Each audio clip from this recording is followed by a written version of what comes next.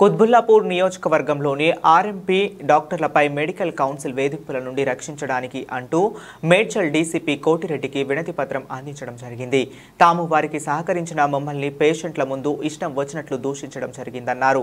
తమ దగ్గర ఉన్న స్టెతస్కోప్లు సామాన్లు అన్ని వెతుక్కోవటం జరుగుతుందని, రాష్ట్రంలో నిరుద్యోగం పెరుగుతుంది. ఇలాంటి దాడులు చేయటం వల్ల కాస్త తాము ఆర్ఎంపీగా సేవలు పేద ప్రజలకు అందిస్తున్నామని, మేమేదైనా తప్పు చేస్తే మమ్మల్ని శిక్షించండి. ఇలాంటి దాడులు చేయటం వల్ల కాస్త తాము ఆర్ఎంపీగా సేవలు పేద ప్రజలకు అందిస్తున్నామని, మేమేదైనా తప్పు చేస్తే మమ్మల్ని శిక్షించండి తప్ప ఇలాంటి దాడులు చేయవద్దని అన్నారు. నేను రాష్ట్ర వర్కింగ్ ప్రెసిడెంట్ను. నా పేరు ఎండి హుస్సేన్.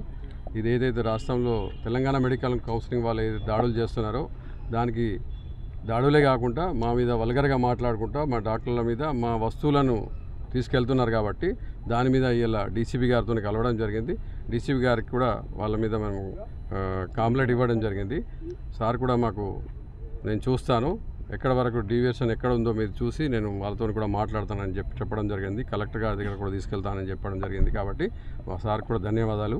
ఇదే విధంగా ఏదైతే మెడికల్ కౌన్సిలింగ్ వాళ్ళు చేస్తున్నారో దాడులు, వాళ్ళకి మేము సహకరిస్తాం. వాళ్ళు మమ్మల్ని అడిగి మాకు ఇది చేస్తే మేము సహకరిస్తాం. కానీ డైరెక్ట్ రావడం, క్లినిక్ల లోపల డోర్ పెట్టుకొని మేము ఏదో దొంగలు లంగల్లాగా మమ్మల్ని క్రియేట్ చేయడం, ఫేక్ డాక్టర్, దొంగ డాక్టర్లు అనే పదం వాడడం అనేది మాకు కొద్దిగా హట్ అవుతున్నాం. కాబట్టి మేము కూడా గతంలో 50 సంవత్సరాల నుంచి ప్రాక్టీస్ చేస్తున్నాం.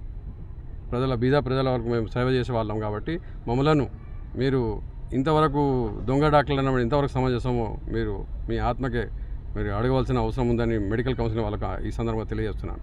సార్, మీరు మా గురువులు, ఎంబీబీఎస్ డాక్టర్లు కాబట్టి మా గురువులుగానే మేము భావిస్తాం. కానీ మీరు గురువుతనాన్ని మీరు కాపాడుకుంటూ మమ్మలను మాకు ముందు నోటు ఇవ్వండి, మేము వస్తున్నాం, మీకు ఫస్ట్ ఎయిడ్ చేయండి అని చెప్పడం కానీ మమ్మల్ని దొంగ డాక్టర్ అనే పదాన్ని వాడడం అనేది చాలా మంచి పద్ధతి కాదు సార్.